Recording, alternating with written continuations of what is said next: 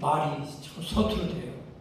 그렇다고 설교는 목사님이 해주셔야 된다고 그래가지고 제가 무처럼 한번 짐을 벗으려고 했는데 짐을 못 벗게 됐습니다. 제가 설교는 간단하게 하고 2부 순서로 그동안의 사역 보고를 선교를 어떻게 했는지 교육을 어떻게 했는지 사진을 많이 찍어왔어요. 사진을 보여주면서 실감 있게 인도 선교에 대한 여러분에게 대한 어떤 감동이 오는 시간이 될 수 있도록 하겠습니다. 자, 우리 먼저 성경을 보시겠습니다. 성경은 역대상 16장. 역대상 16장. 구약 성경 635페이지. 635페이지 중에 역대상 16장 7절부터 11절.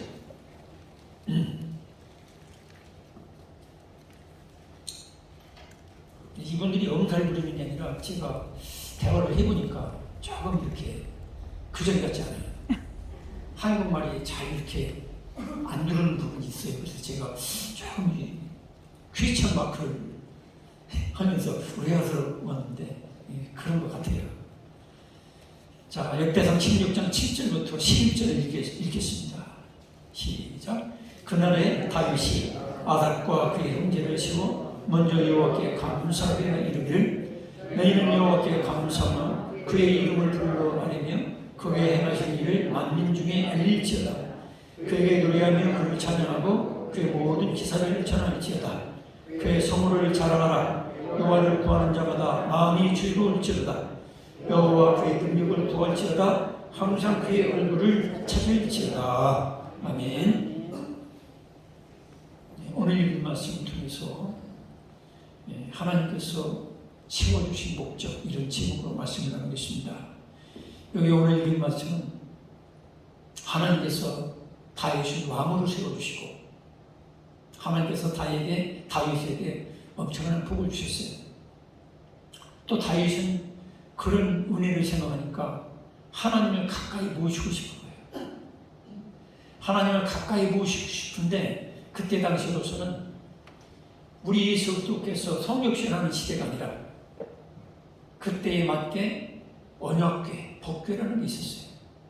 언약궤, 법궤라는 건 뭐냐면 하나님 임재의 표상인 거예요. 오늘날 우리가 하나님 임재의 표상은 뭐지?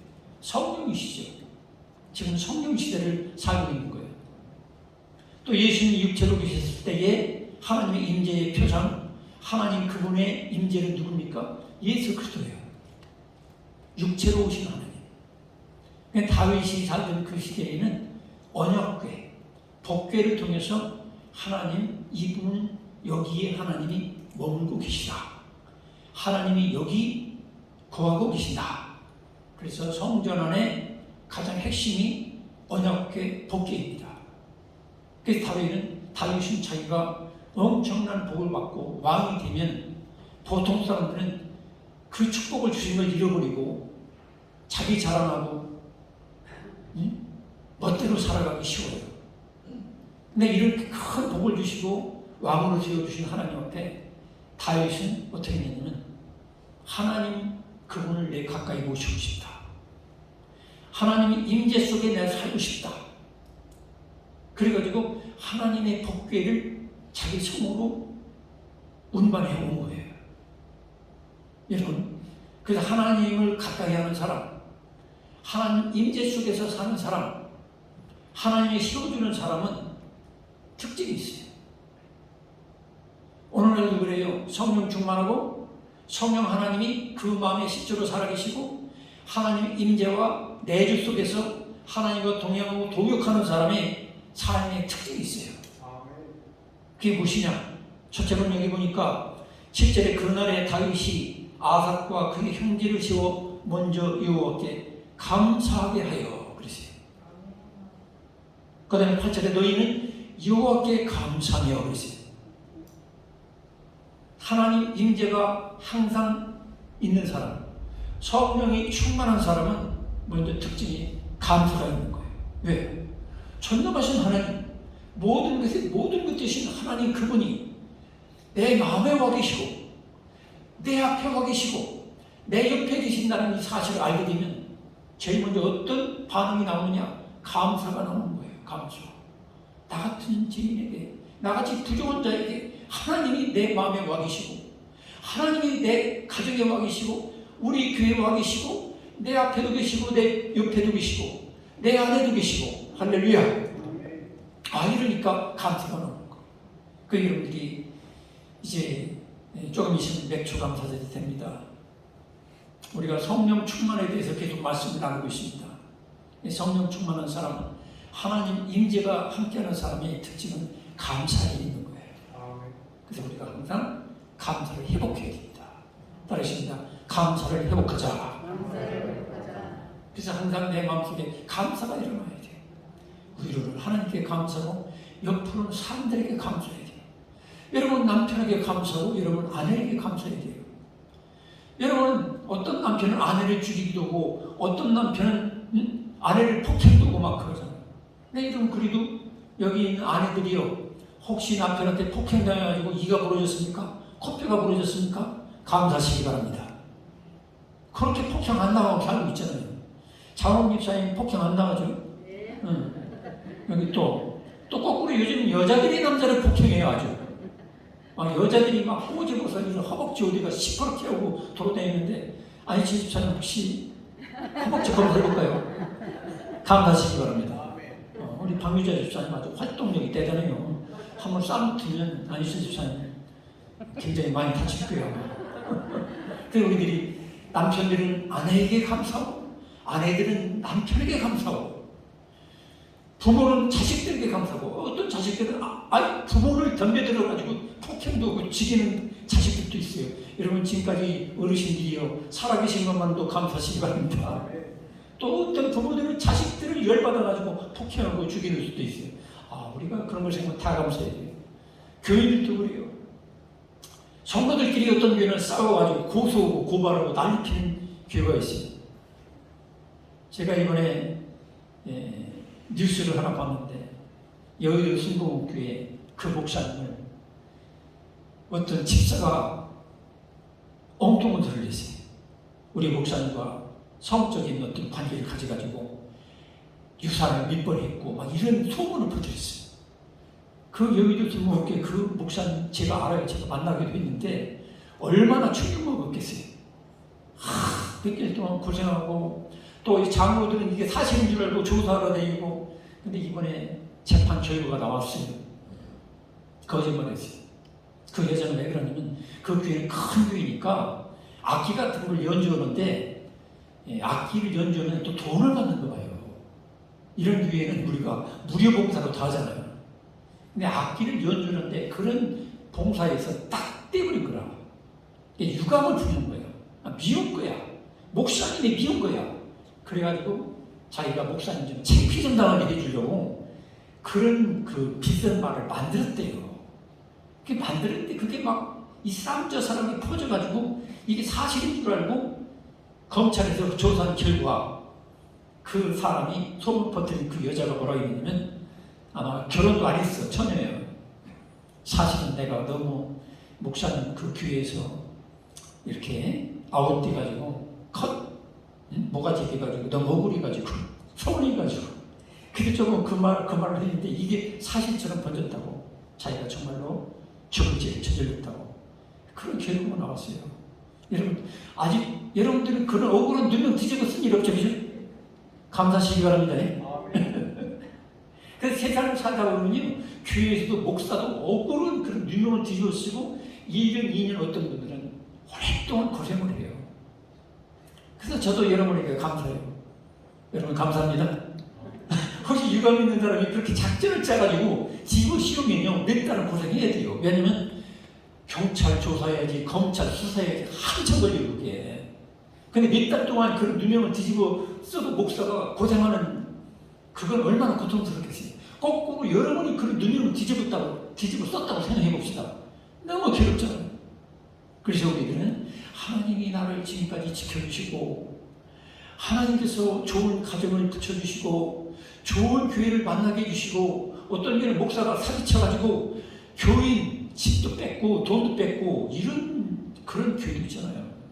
여러분 혹시 제가 여러분에게 몇천만 원 이렇게 뜯어먹고 여러분 아파트를 몰래 챙겨가지고 그런 뭐가 있습니까? 있으면 손 들어보세요. 그렇지 않으면 감사하시기 바랍니다. 교인간에도 그런 일이 있어요.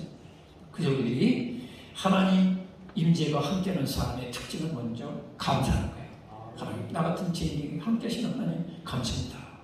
내가 엄청난 죄가 있고 그렇지만 다 용서하시고 그래도 더러운 내 심령을 주 예수 그리스도의 보혈의 피로 씻어주시고 하나님의 성전 삼아주시고 나와 함께 임마누엘 내주하시는 하나님 감사합니다. 다윗은 그 감사를 드리는 거예요. 그 다음에 두 번째 특징이 뭐냐면 여기 성경에 보니까 뭐라고 합니까? 8절에 너희는 여호와께 감사하며 그의 이름을 불러 아뢰며 그의 행하신 일을 만민중에 알릴지어다. 따르십니다. 행하신 일을 만민중에 알릴지어다. 여러분 우리가 하나님이 행하신 일 어떤 일이 있습니까? 창조하셨잖아요. 여러분 하나님께서 이 세상에 물을 창조하신 것만도 제가 설교 중에 얘기했죠. 어떻게 화학식으로 H2O가 물이 돼가지고 우리가 마실 수 있고 얼굴 닦고 샤워도 할 수 있느냐 말이에요. 수소 원소 두 개에다가 산소 원자 하나 그게 붙어가지고서 물이 돼가지고 우리가 먹을 수 있고 닦고 세수하고 그래요. 여러분 세상에 존재하는 물조차도 물 한 방울조차도 하나님이 지으신 놀라운 일입니다. 믿습니까? 그 하나님께서 태양도 지으시고 지구도 지으시고 나무도 지으시고 맛있는 과일도 지으시고 오늘 또 선교사님 오셨다고 해서 어떤 분이 수박을 사오셨어요. 우리 권사님 아주 맛있게 먹었어요. 얼마나 맛있습니까?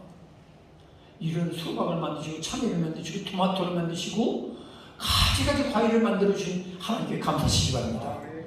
그 다음에 또 우리를 지하 가운데 멸망받을 수밖에 없는데 우리 주 예수님께서 십자가 못 박혀 죽으셔서 우리 모든 죄를 씻어주셨어요. 아주 물로 깨끗이 씻듯이 저와 여러분을 씻어주셔가지고 하나님 나라 신부로 저와 여러분을 만들어주신 것을 믿습니다. 정결한 신부로 천같이 우리를 만들어주셔가지고 예수님과 영원한 결혼을 준비하는 과정이 성도의 생활인 거예요. 하나님이 행하신 일들이 너무 놀라운 거예요. 다윗에게도 어때요? 다윗은 자기 실력으로는 골리앗을 이길 수가 없어요. 근데 하나님께서 용기를 주셔가지고 믿음 주셔가지고 하나님의 함께심으로 골리앗을 쳐 무너뜨린 거예요. 수많은 전쟁에서 하나님이 앞서 싸워 이기게 하셨어요. 하나님의 행하신 일을 생각할 때에 너무 고맙고 감사하며 또 그런 일을 행하셨다는 건 뭐냐면 그 하나님의 행하신 일을 만민중에 알리라는 거예요. 알리라는 거예요. 왜 알려야 될까요? 하나님 영광 받으시고 두 번째로는 모든 사람이 이런 좋으신 하나님을 믿을 수 있는 기회를 제공하라는 거예요. 그래서 우리가 성령을 받은 사람들, 성령 하나님이 내주하시는 분들의 특징이 뭐냐면 자꾸 예수님을 알리려고 하는 거예요. 알리려고.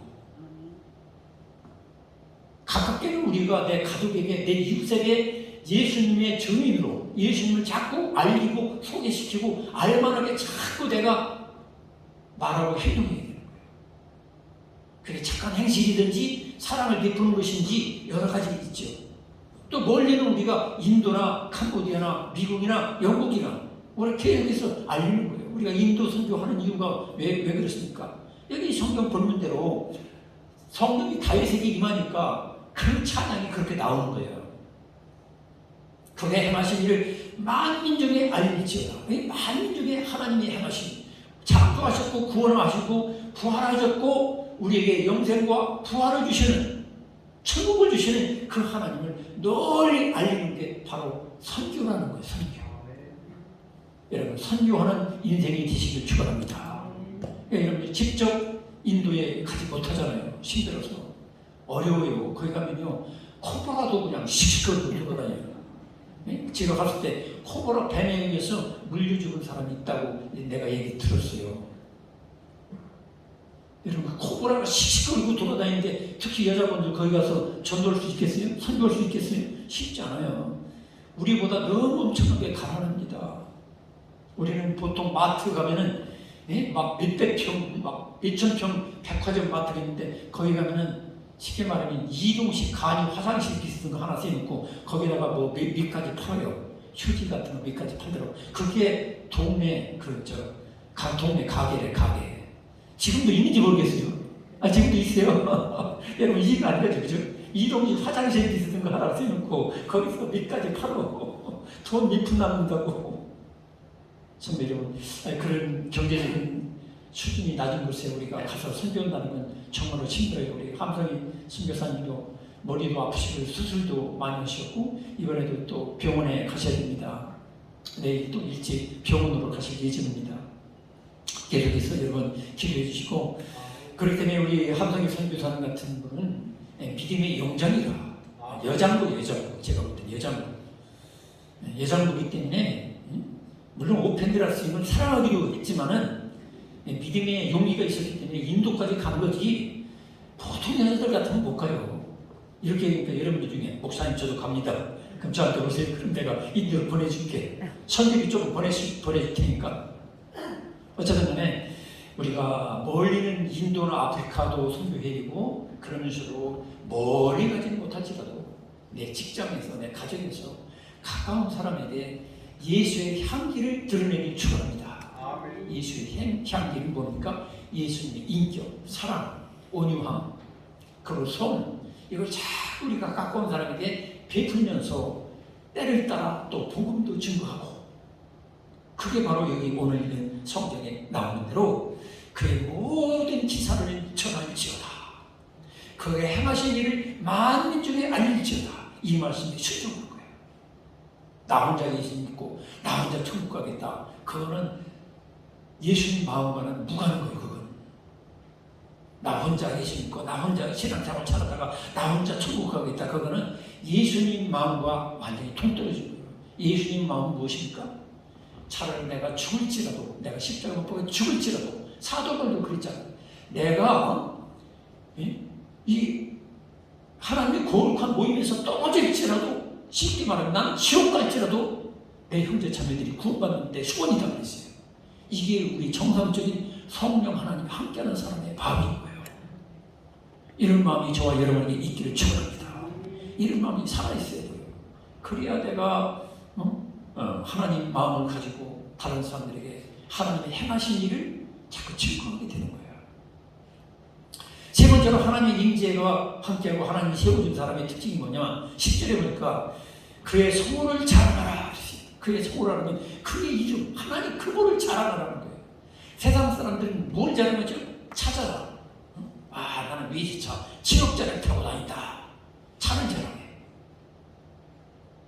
어떤 사람은 소형차를 그 다니면 자존심 상한데, 물론 그런 부분도 있지만 세상의 자랑은 되게 뭡니까? 찾아라. 내가 타고 다니는 차는 네 차 10배, 20배 가는 차다. 이 폭작으로 다니는 그런 자랑도 살고, 어떤 사람은 내 자식 잘 되고, 우리 자식은 한 달 보험금이 1,000만 원이요, 1,000만 원. 은근히 이걸 자랑하더라고. 우리 동네 여기 사는 사람도 은근히 저한테 그런 게, 우리 손자는 연봉이 1억은 거의 된다고. 근데 그분도 죽었어요. 돌아가셨어요. 여러분, 내 손자는 아들이 연봉이 1억이든 2억이 되든 먹고 사는 건 별 차이 없어요. 많이 벌면 많이 쓰게 되더라고. 헛된 데 쓰더라고. 그래서 세상 사람들은 자기 연봉 자랑해. 연봉 자랑. 아니면 어떤 대학. 우리 아들은 서울대 나왔어. 뭐 연대 나왔어. 그거 뭐 대단합니까? 여러분, 세상 자랑은 헛된 자랑이에요. 여러분, 하나님 자랑하시길 축원합니다. 하나님 임재가 함께하고 하나님이 내주는 사람, 성령이 충만한 사람은 내 자랑 안 하는 거야. 하나님 자랑하는 거야. 나는 교회다가 막 몇천만 환경 있고, 나는 선교를 얼마나 하고 있고, 이런 자랑하지 마세요. 그 은밀히 하는 게 좋아요. 은밀하지 않으면 결국에는 하나님 상이 없어요. 자랑하는 만큼 다상을 잃어버려요. 오른손이 하는 거 왼손이 모르게 여러분들이 은밀한 가운데 여러분들이 하나님을 자랑하시고 선을 베푸시길 축원합니다. 여러분들은 교회 나오는 것도 어떤 사람들은 그래요. 교회 나와서 무슨 자랑하려고 나오는지, 막 옷도 비싼 거 입으려고 발도 넘치고 비싼 거 입으려고 하지 말고 깨끗한 옷을 입으면 되는 거예요. 저도 이거 괜찮지, 그죠? 양복 입고 100만 원짜리 양복 입고 자랑하는 것보다도 이거 몇만 원짜리 입고서 여러분 서도 깨끗하면 되잖아요, 그죠? 여러분들이 너무 사람들한테 나 잘난 거 뭐 내 차 자랑하고 옷 자랑하고 구두 자랑하고 핸드백 자랑하고 교회 와서 그런 거 하는 거 아니에요. 얼굴 자랑하고 말이에요. 여러분 때가 되면 다 주름살 찌고 저같이 이렇게 속하는 데도 빠지고 그래요. 제가 머리 관리하기 참 힘들어요. 그래서 빗을 가지고 다니는데 오죽하면 손녀가 제 빗을 뺏어가지고 막 자기 머리를 빗고 그러더라고요. 빗에 빗도 없는데 저는 바람에 살짝만 불면 머리카락이 앞으로 갔다 뒤로 갔다 그래가지고 틈만한 대로 이렇게 줍니다. 근데 이거마저도 없는 사람이 있잖아요. 근데 이게 자랑할 게 아니야. 머리카락 저도 많이 썼어요.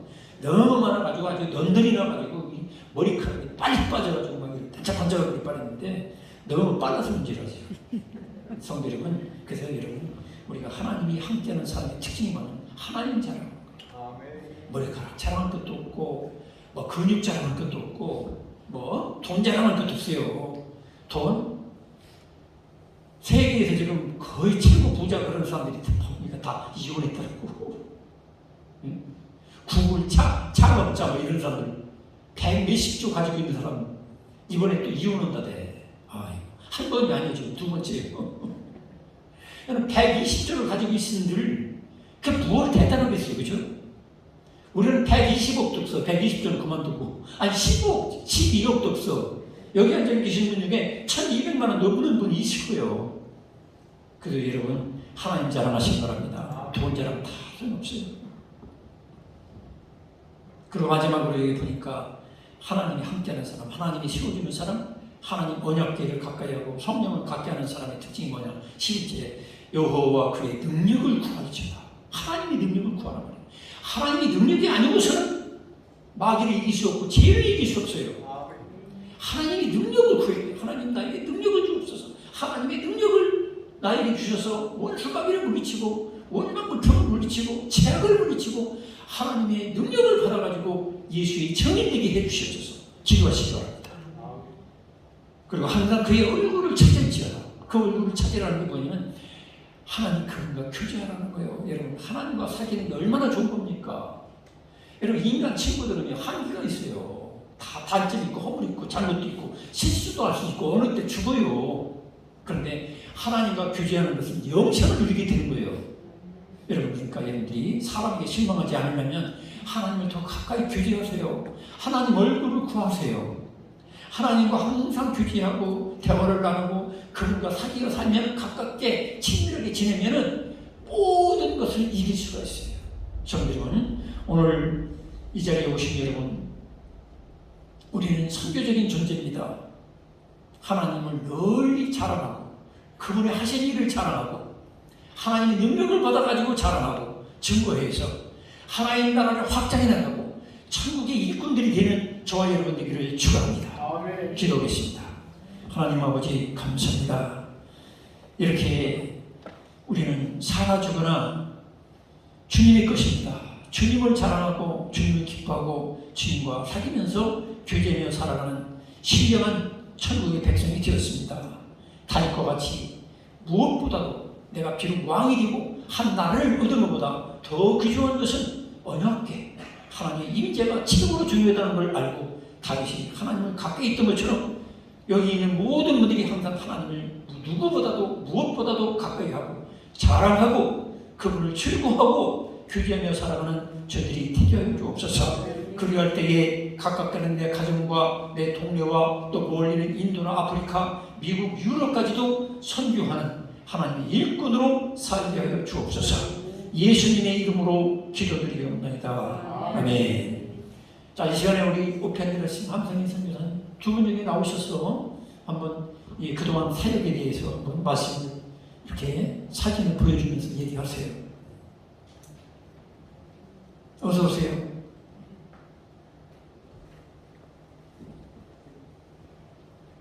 데니엘까지 나와가지고서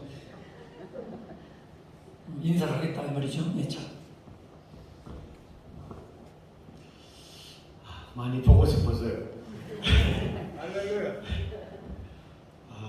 이번에 2019년 뭐 나갔다가 한 3년 동안 못했어요. 좀 많이 오고 싶었는데 4월달부터 이번엔 좀 괜찮겠다. 4월달부터 제가 한국 가자 방송을 안 돼요. 지금 같은데도 마지막에 제가 이겼어요. 이렇게 왔고 좀 만나서 너무 반갑습니다.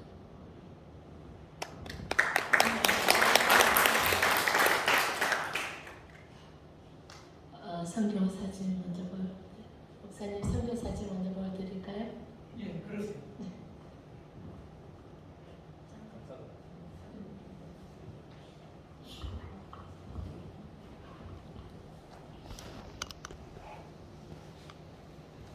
저희 사역이 교회 사역, 교회 개척 사역, 학교 사역, 신축학교 공사가 먼저가 아니고요. 교회가 먼저예요. 아까 정해진 대로 교회 사역, 학교 사역, 그리고 신학교 후원 사역, 그다음에 현지 목회자 후원 사역, 그다음에 MK, 그러니까 목사님들 자녀들을 돕는 그런 사역을 하고 있습니다.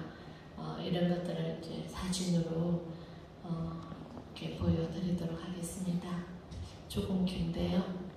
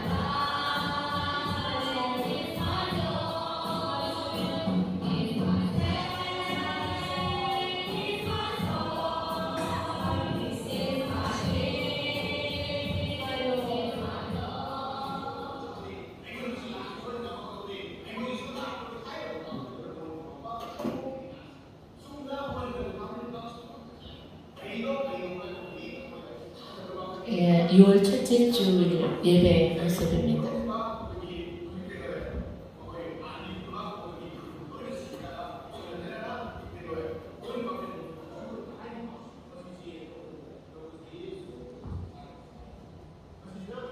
혹시 조금 빨리 지나갈 수 있을까요?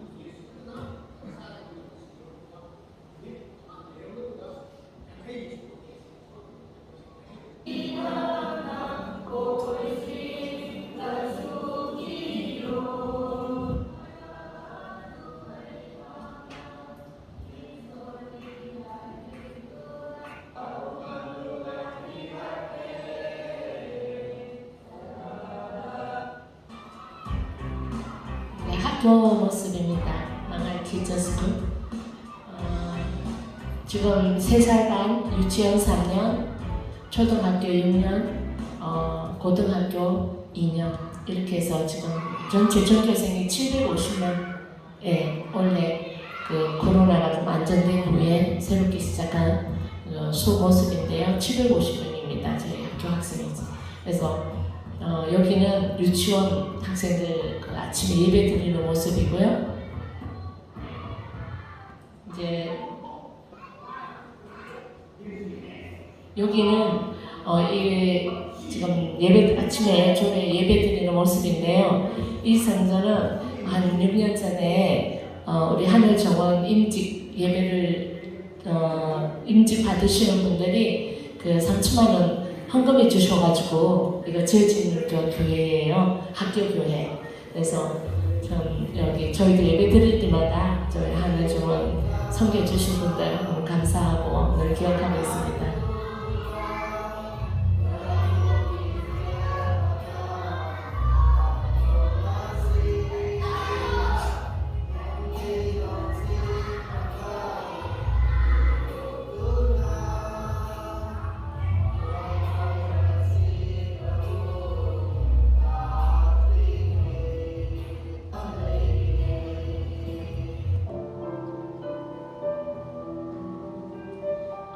이것은 이제 중고등학교, 이제 저희들 중학교, 고등학교 다 수용할 학교 교실이 부족해서 중고학교를 새로 짓고 있습니다. 그래서 그 짓고 있는 과정을 지금 4층 건물이고요. 24개의 교실과 그다음에 체프실입니다. 이게 원래 논이었는데 흙을 채워서 흙을 메꿔서 지금 학교를 시작하는 모습이고요. 이제 코로나 시간에 사람이 모일 수 없으니까 일꾼 2사람이 저 기둥 104개를 2사람만 와서 코로나 2년 동안 미리 다 만들어 놨어요. 그래서 조금 빠르게 진행이 되고 예배들을 시작할 때 첫공 예배할 때를 드리는 모습이고요.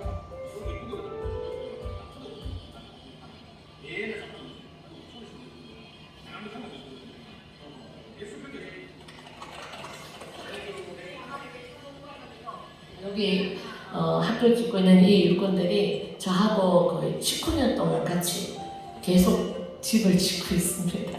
바뀌지 않고 기술자도 그다음에 그 보조하는 일꾼들도 저하고 19년 동안 계속 쉬지 않고 집을 짓고 있어요.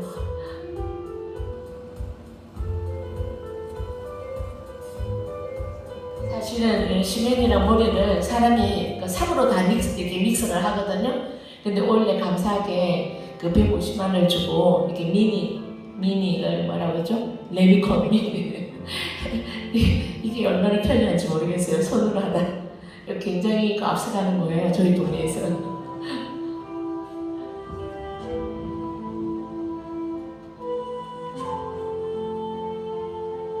모든 것이 다 수작업이에요. 다 수작업으로.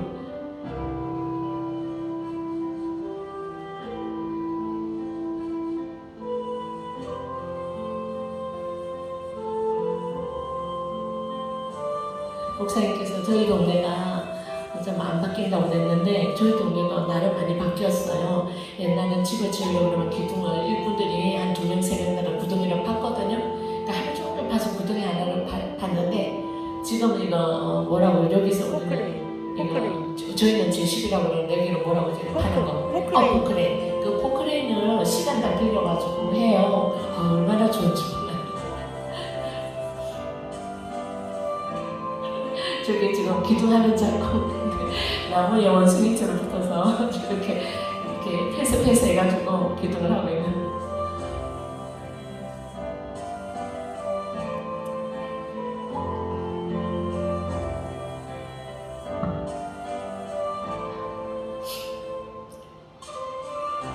끝난 것 같아요. 제가 인도에 간지 지금 20년 됐거든요. 생활하는 언어는 잊어먹을 수가 없는데 모국어고 하니까 근데 조금 앞에서 이렇게 말을 할 때 굉장히 서툴러질 것 같아요. 그래서 그러면서 제 스스로 위로받기를 그러면 제가 그쪽 사람이 더 되어가는 게 아닌가 그래 스스로 위로를 받습니다. 제가 그 인도에 살지만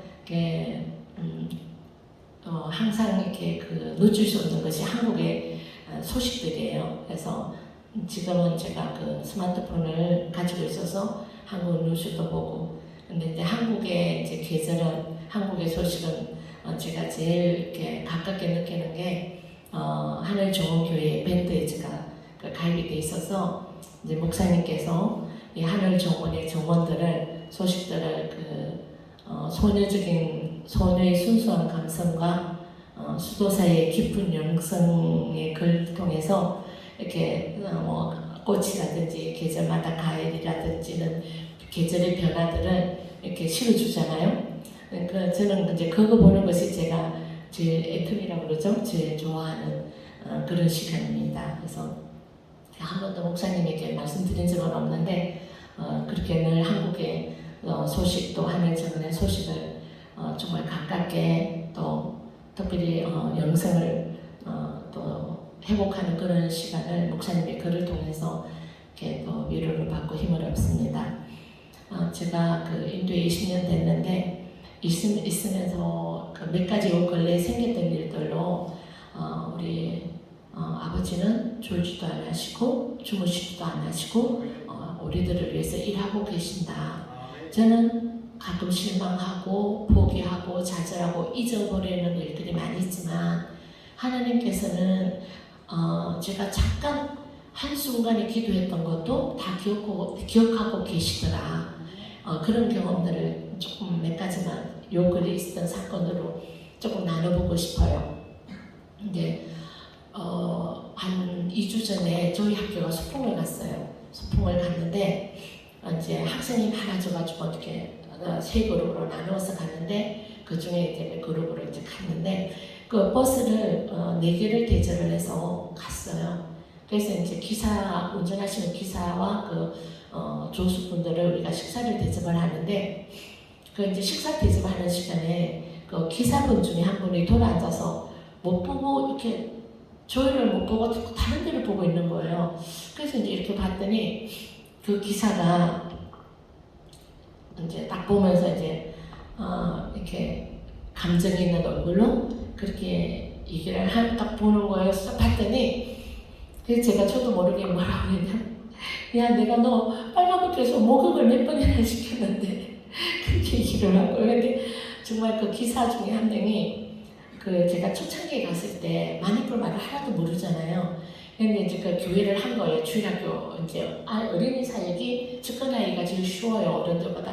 그래서 주일학교에 학생이 몇백 명씩 모였는데 이제 어느 날 남자아이 둘이가 저희들은 바다가 없고 민물밖에 없어요. 민물에 그 땅 속에 뻘 속에 있는 진흙 속에 있는 그 조개를 이렇게 막 봉지에다 넣어갖고 온 거예요. 저주로 안티 주려고 갖고 왔다는 거예요. 그런데 그 애는 이제 한 2학년, 3학년밖에 안 돼요. 초등학교.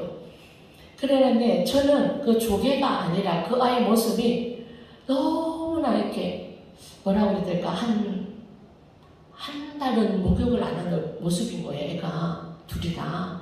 그래서 제가 조개를 땡큐 하고 이제 조개를 받아놓고 남자애 둘이를 이제 막 저희 목욕탕으로 말이 안 통하니까 막 카몬에서 데리고 들어가가지고 이제 빨갛게 갖고 막 비누처럼 빡빡해서 이제 목욕을 반짝반짝하게 목욕을 시켜줬어요. 그러게 한 2번 똑같은 사건이 있었거든요. 그래서 저도 모르게 반가워서 그게 이제 30살이 넘었는데 제 눈에는 어린아이 그때 모습인 거예요. 그래서 너무 반가워서 야 내가 목욕을 몇 번이나 시켰는데 그랬더니 얘가 이제 눈가가 촉촉해지면서 그러고는 오랫동안 못 봤었어요. 못 만났는데 걔가 눈가에 촉촉해지면서 안티는 나의 영적인 어머니다 그렇게 얘기를 하는 거야. 근데 그때 제가 너무 미안한 거야. 그 애한테. 왜냐하면 그때 한순간에 그 애가 좀 불쌍한 엄마가 그리고 나중에 물어봤더니 엄마가 안 계시는 거였고 애 둘 그러니까 엄마가 안 계셔가지고 애가 이제 관리가 안 돼서 그렇게 보호를 못 받아서 그랬던 애가 그러니까 좀 지저분했던 거예요. 근데 그 말을 들었는데 내가 얘한테 이런 말을 들을 만큼 내가 얘한테 한 게 없는데 순간적으로 그러던 거예요. 그러면서 그건 정말 아무것도 아닌 수고였는데 얘 마음에 어떤 이게 하나님의 사랑으로 전달됐을까? 그런 마음이 들면서 사실 20년 정도 되니까 제가 흔히 말하자면 매너리즘이라고 하는 위험한 그런 증상이 약간 시작이 됐던 거였어요. 근데 그 한마디가 제 영적인 눈을 이제 말을 하자면 처음에 갈 때는 그쪽 말을 모르니까 하나님의 보이지 않는 것을 보려고 애를 썼고 들리지 않는 것을 들으려고 애를 썼고 현실적으로 너무 삭막한데 너무 감당하기가 힘든데 그렇기 때문에 더 가나안을 꿈꾸고 사막을 보지 않고 더 가나안을 꿈꾸고 그 약속을 더 부여잡는데 열심히 했다라고 하면 지금은 이제 그쪽 현지인이 돼가지고 이제 그런 시간들이 많이 줄어들었다는 생각을 한 거예요. 그러면서 제가 굉장히 부끄러웠어요. 이 아이에게 내가 정말 사라가 들었던 열국의 어미의 말을 들을 수 있는가? 너무 부끄럽다. 그 말을 들으면서 제가 너무 막 미안하고 하나님 앞에 하나님 제가 너무 부끄럽습니다. 다시금 제 마음에 정말 처음에 그곳에 갈 때 내가 열국의 어미의 자격이 없지만 하나님의 열국의 어미의 그런 부름의 자리에 뭐 새로운 땅으로 보내주셨는데 그런 첫사랑, 첫 소명, 첫 열정을 하나님께서 좀 회복시켜 주시오라고 그 이후부터 기도하게 됐어요. 그런 어떤 도전받는, 새롭게 도전받는 사건이 하나가 있었고, 또 하나는 저희 가정의 식구가 보시다시피 늘었어요. 아들이 제가 배 아프지 않고 아들이 한 명 생겼는데 처음에 제가 늦게 결혼을 했죠. 여기 인격에 있을 때부터 나이가 있었기 때문에. 근데 목사님은 결혼을 하고 바로 제가 그 자궁적출 수술을 2번 연거푸 이어서 이제 드러내면서 자녀를 가질 수가 없게 된 거예요. 근데 이제 그 제가 자궁적출을 받기 전에 이제 목사님이 자기는 아예 한 명만이라도 이제 저는 아예 자녀를 오면 사회가 못하기 때문에 안 한다 그렇게 얘기를 했어요. 그랬더니 목사님이 한 명만 기도하자 그런 얘기를 했어요. 근데 결혼하고 한 달 만에 제가 자궁적출 수술을 받았거든요. 그러니까 자녀를 가질 수가 없는 거예요. 근데 이제 목사님이 이제 자녀 한 명을 원했었던 그 기도가 있어요. 잠깐. 근데 저는 완전히 포기를 했죠. 근데 이제 지금 우리 다니엘의 고백인데 제 동서가 있어요. 아이 둘이가 다 컸는데 제가 거기 가서 그 다음에 몇 년 지난 적응을 할 무렵쯤에서 그 동서가 부끄러워서 집에 밖을 안 나온다는 거예요. 왜 그러냐 그랬더니 이제 늦둥이를 이제 임신을 한 거예요. 이제 아이 남매가 왜 컸는데 그래서 이제 제가 이제 통역을 좀 시키면서 조금 단어를 알아들으면서 물었더니 아이를 부끄러워서 못 낳겠다, 아이를 이제 없애겠다 그렇게 이제 유산을 시키겠다 그렇게 얘기를 하는 거예요. 그래서 제가 깜짝 놀라서 동서 고백했어요. 너가 예수 믿고 하나님이 주신 생명인데 우리 믿는 사람은 네가 안 한다. 네가 믿음으로 나라. 부끄러워하지 마라. 하나님 생명은 하나님이 주시는 거다. 막 설득을 했어요. 그랬더니 동서가 지혜로워서 우리 교회 큰 일꾼이거든요. 딱 뭐라고 그러냐면은 그러면 내가 낳을 테니까 큰엄마가 키워라. 그렇게 얘기를 하는 거예요. 그래서 제가 이제 말을 딱 돌렸어요. 내가 키울 수는 없고 네 키우는 걸 도와줄게. 키우는 걸 도와줄게. 그렇게 얘기를 했어요. 근데 이제 데니엘 엄마가 데니엘을 낳고 우리를 도와주다가 이 팔이 딱 부러져서 오른쪽 팔이 데니엘 낳고 얼마 한 2달 돼가지고 그러니까 오른팔 발이 부러지니까 애를 목욕도 못 시키고 할 수가 없는 거예요. 그러니까 제가 부득불 제 애를 목욕을 시키고 유를 먹이고 그러다 보니 우리 집에서 자고 그러면서 환경적으로 이제 제가 그렇게 키우게 된 거예요, 데니엘을. 이제 근데 이제 얘가 이제 엄마가 둘인 거예요, 얘한테. 엄마가 둘이에요. 그러니까 제가 이제 막 조금 크니까 막 혼란이 오는 거예요. 누가가 진짜 내 엄마가 막 혼란이 오는 거예요. 그래서 장난을 좀 했어요. 제가 이게 수술한 걸 보여줘. 나 수술해서 넣어놨다. 그러니까 애가 좀 헷갈리는 거예요. 그런데 이제 다 얘기를 하고 네가 만약에 좀 커서 하나님께서 이제 우리랑 살고 싶은 마음을 주면 우리 집에 언제든지 와라. 이제 거의 저희 집에 생활하고 잠만 엄마 아빠 집에 가서 자고 이랬는데 제가 4학년이 되니까 자기 짐을 설거지로 우리 집으로 다 옮기는 거예요. 아무 말도 안 했어요. 누가 무슨 말도 안 했는데 자기 짐을 그러니까 하루에 몇 가지씩 저희 집으로 조금만 옮기는 거예요. 그게 왜 그랬더니 여기가 이제 내 집이라는 거예요. 그러니까 자연스럽게 자기 집이 된 거예요. 뭐 책상도 하나 자기게 되고 이렇게 그러면서 이제 자기는 여기서 살겠다 그렇게 얘기를 하는 거예요. 4학년 때. 그래서 얘가 이렇게 생각하면 우리가 이제 호적을 얘를 옮겨야 되겠다. 엄마 아빠도 그렇게 얘기를 하는 게 얘가 더 이상 곤란하지 않게 호적도 옮겨라. 그렇게 해서 이제 데니엘이 법적으로든지 정서적으로든지 우리 저희 아들이 됐어요.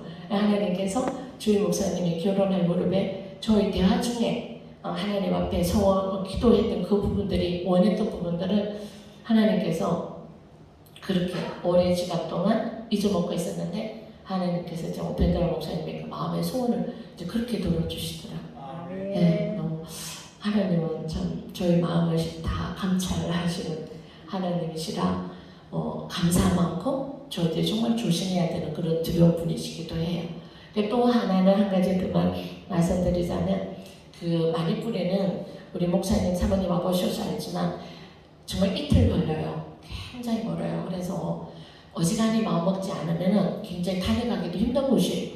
저희 지금 올 때도 이틀을 걸려서 오니까 그 에어컨을 계속 틀어서 에어컨 감기가 들었어요. 코로나가 아니고 막 음성으로 확인이 됐어요 오늘. 근데 에어컨 감기가 들었는데 이틀이 걸려요. 근데 그렇기 때문에 이제 저희 마을에 와서 사는 것은 생각도 못하죠. 마니풀에.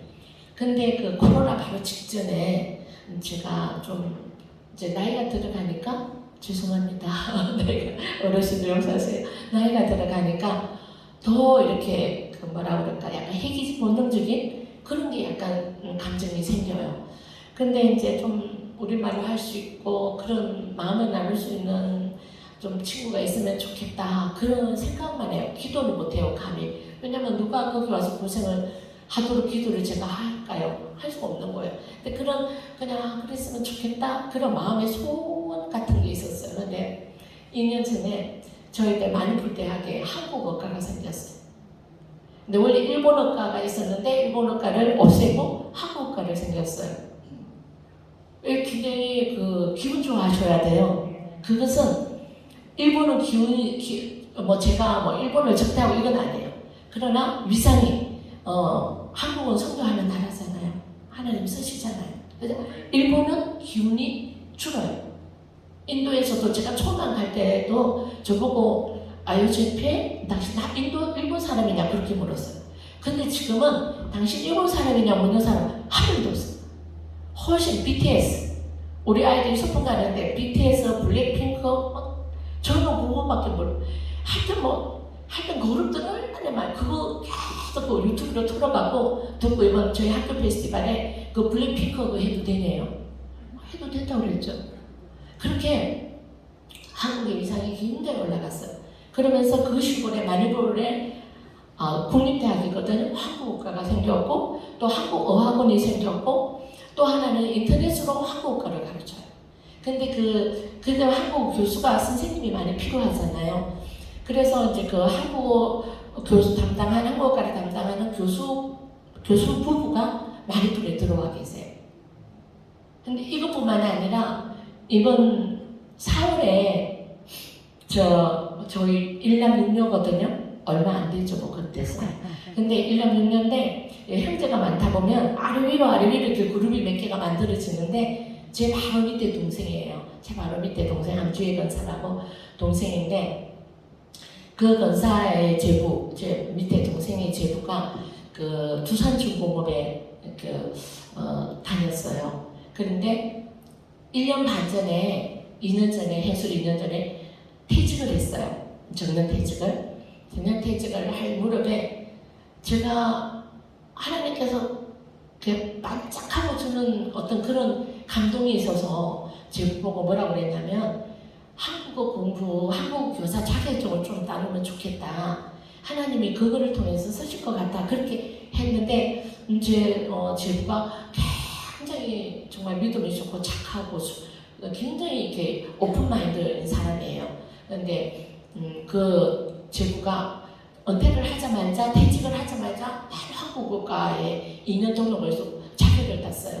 그래서 내 마니풀에 한국어과가 생기고 한국어 어학당이 생기고 인도 전국을 인터넷으로 가르치는 그 시스템이 생겼어요.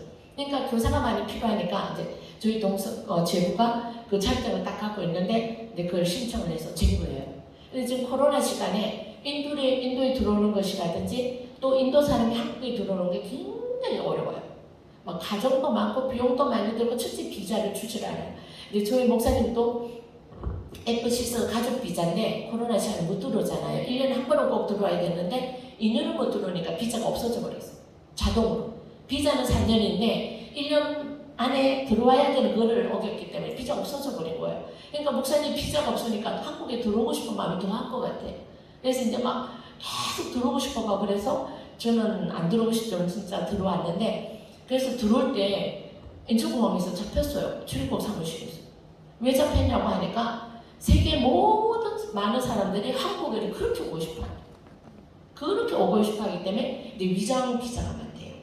뭐 이렇게 뭐든지. 그래서 잡혀서 내가 한국 사람이고 내 부부다라고 하니까 1순위로 4번이 주더라고요. 그러니까 한국 사람을 배려하는 한국 정부는 정말 굉장히 성숙한, 굉장히 이게 그게 뭐라고 그러죠? 위상이 높아졌어요.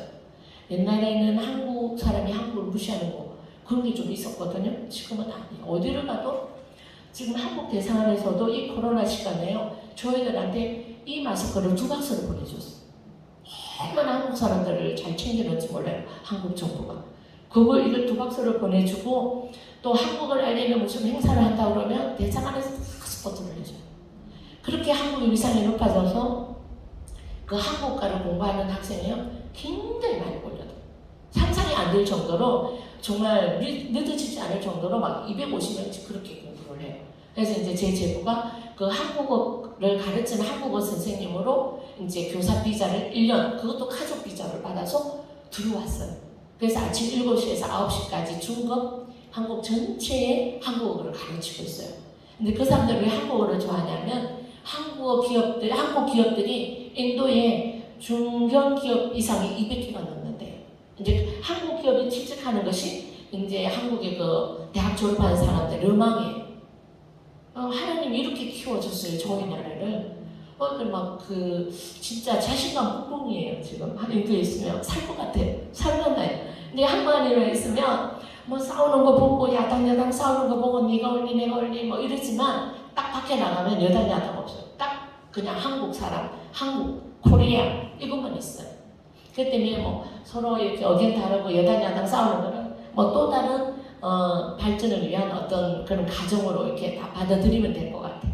그래서 그렇게 되니까 이제 제부가 와가지고 이거 이제 방금 보신 거 사실 저는 이런 작업을 못해요. 저는 아날로그 사람이고 이런 다 디지털 기기가 무서운 사람이에요. 이번 들어올 때도 얼마나 뭐 이게 스마트폰으로 해야 되는 작업이 많은지 이게 차라리 그 땅 파는 게 낫지.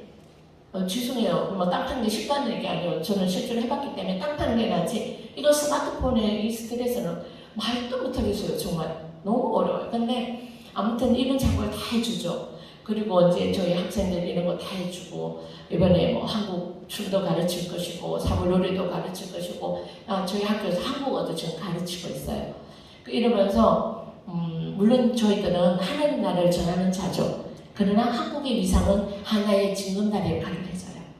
그래서 한국이 더 성장해야 되고 더 많은 세계에 정말 좋은 나라로 알려줘야 될 필요가 있다라고 하는 것을 좀 말씀드리고 싶고 그래서 제 부가 들어오고 제 동생이 들어왔어요. 한 달 전에. 그래서 밥 다 해주죠. 바느질 다 해주죠. 막 제가 못하는 것 다 해주고 있어요. 그리고 무엇보다도 말친구 해주죠. 그래서 하나님께서 20년 동안 그냥 저 혼자 있게 한 것은 필요했던 시간이었다라고 하나님의 계획과 하나님이 이루시고 하나님이 진행해 가시는 모든 것들은 최고다. 최선이다.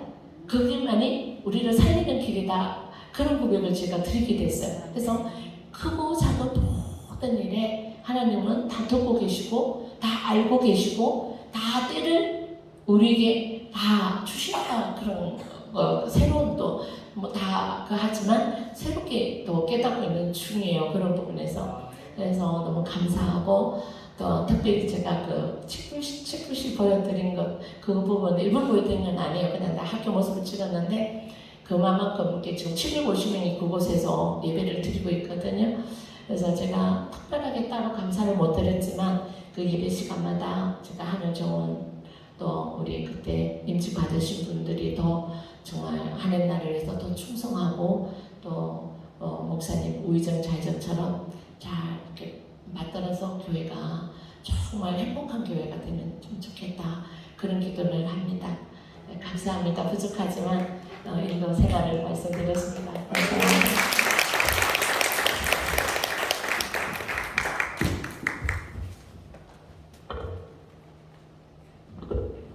네, 감사합니다. 어쨌든 하나님께서는 주를 위해서 살려보면 여러 가지를 다 최선의 상황으로 또 만들어 주실 것을 여러분들도 믿으시기 바랍니다. 그리고 우리가 보람이 있죠, 그죠? 우리 교회 그때 안수 집사 검사 장로 되신 분들이 제가 그런 얘기 하죠. 자원에서 해라 이렇게 했는데 자원에서 해서 750명이 모이는 그런 챔플 예배당을 만들어서 예배드린다는 게 참 고맙고 감사하죠. 앞으로도 우리 교회가 새로운 일꾼을 세울 때도 어떤 교회는 목사님 차사주자, 뭐 양복 맞춰주자 그러는데 저는 그런 거 잃지 않는다고 얘기했죠. 앞으로도 그럴 거예요. 저는 여러분한테 그런 핑계로 구두 한 켤레라도 제가 선물 받기 원하잖아요. 그래서 그런 인도나 다른 곳이라도 그런 좋은 선교적인 그런 일에 여러분들이 동참하는 것으로 그렇게 하면 좋겠어요. 그래서 그 전에 인적받은 분들 자긍심을 가지시기 바랍니다. 그리고 우리 선교사님 부탁대로 더 열심히 봉사하시고 충성하시고 그 외에도 이렇게 계획을 보니까 앞으로 계속 건축해야 되고 해야 될 일이 많죠. 그죠? 여러분들이 기도해 주세요. 혹시 여러분들이 돌아가시기 전에 내가 평생 모은 돈이 몇 천만 원밖에 안 된다. 그러면 물론 그걸 자식에게 물려줄 수도 있어요. 근데 자식에게 물려줄 부분도 물론 있어야 되겠지만 쓸데가 없는 돈이 있잖아요. 왜? 이왕이면 하나님께 바치고 가자. 그런 분들이 있으면 저한테 얘기하세요. 제가 그런 것을 이야기를 해가지고 투고도 보람이 있잖아요. 그죠? 요즘 한국 자식들에게 3,4천만 원 주어봤자 용돈밖에 안 돼요. 그래가지고 집 살 것도 아니고 아무것도 아니라. 근데 저럴 때 투자하면 2,3천만 원이면 교회당 하나를 이렇게 지어가지고 수많은 영혼들이 또 예배드릴 수 있고 좋잖아요. 그런 부분도 한번 생각해 보시고 또 그동안 우리 선교회 내 성경책 어디 갔나? 저 뒤에서 가져오세요. 성경책. 우리 선교회장님 일어서 주세요. 선교회장님. 일 앞으로 나오세요.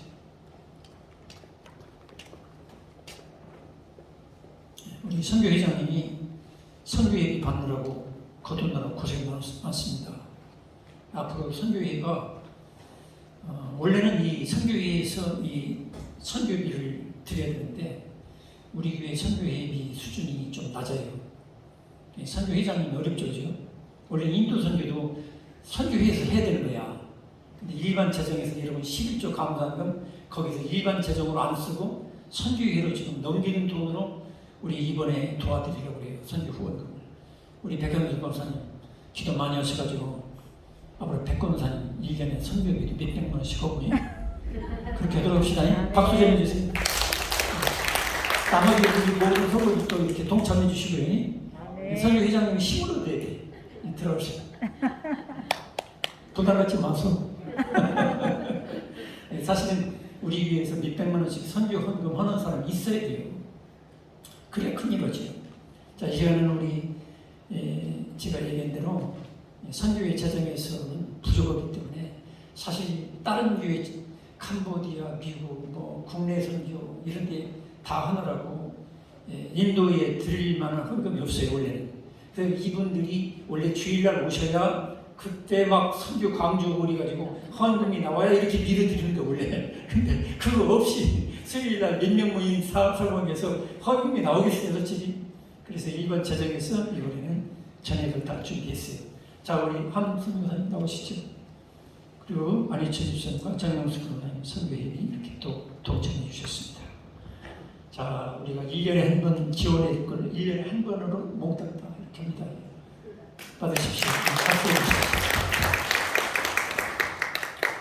주십시오. 혹시 여러분들이 선교회비 아쉬움이 있으신 분은 저한테 얘기해 주시고 그렇지 않으면 선교회비 낼 때 좀 업을 해주시면 인도선교 더 많이 지원해 드릴 수가 있어요. 우리 교회에서 또 여러분 또 혹시 젊은이들이나 은퇴하신 분들이나 이런 분들이시면 인도 같은 데 가서 몇 달 봉사하고 하는 것도 좋아요. 그분들이 그런 꿈을 가지시고 원래 저도 사실 우리 펜드라스님이 종종 저한테 왜 한 번 안 오시냐고 헌당식도 해야 되는데 아직도 헌당식 안 한다 그러는데 솔직히 저는 이 기회를 가면 몇 주 벼야 되거든요. 거의. 근데 이런 분들에 대해서 제가 책임을 가져야 되기 때문에 제가 함부로 인도나 이런 선교를 못 가고 있어요. 솔직히. 그래서 제가 할 수 있는 대로 부목사나 전도사를 제가 구하려고 노력을 하고 있어요. 부교육자를 두면 제가 하는 게 아니라 몇 주씩 가서 지원도 해드리고 현지에 가서 이렇게 선교도 좀 하고 그래야 되는데 사실 이런 저런 교회에서 부교육자 구한다는 게 쉽지 않습니다. 부산신학교 이런 데 보면 학생 수가 몇 명이 안 돼요. 그래가지고 인재도 없고 뭐 이런 교회 와서 좀 봉사 좀 하라 그러면 담임 목사가 노가다 하는데 부교육자가 노가다 할 부교육자가 별로 없어요. 별로 안 좋아해가지고 안 들어오고 있어요. 이렇게 기도해 주시고 혹시나 제가 몇 년 내에 부교육자가 들어오면 제가 또 인도도 한번 제가 사실 미안하긴 해요. 사실 솔직히 말해서 가서 헌당식도 하고 이렇게 참 멋지게 참을 쫙 이렇게 아주 페스티벌 비슷하게 축제를 열어줘야 되는데 제 사정이 그래서 그래요. 저는 일단은 인도 선교도 중요하지만 제 개인적으로 우리 선교들, 우리 성도들 개인적인 영혼을 매주 먹이는 영양식을 준비하고 그것도 우선순위를 풀릴 수가 없어서 그런 것이니까 여러분께서 기도해 주세요. 우리 다 같이 찬송 505장 1절을 부르고 제가 축도로 마치겠습니다. 505장 1절.